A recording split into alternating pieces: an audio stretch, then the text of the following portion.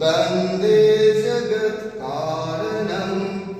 वन्दे पन्नगभूषणं मृगधरं वन्दे पशूनां पतिं वन्दे सूर्यशशाङ्कवनिनयनं वन्दे मुकुन्दप्रियं वन्दे भक्तजनाश्रयं च वरदं वन्दे शिवशङ्करं वन्दे शिवशङ्करम् ॐ करचरणकृतं वा कायजं कर्मजं वा श्रवणनयनजं वा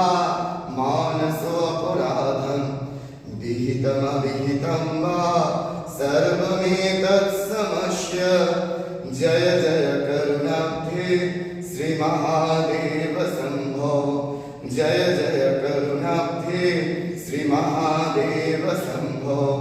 जय जय करुणाब्धे श्रीमहादेव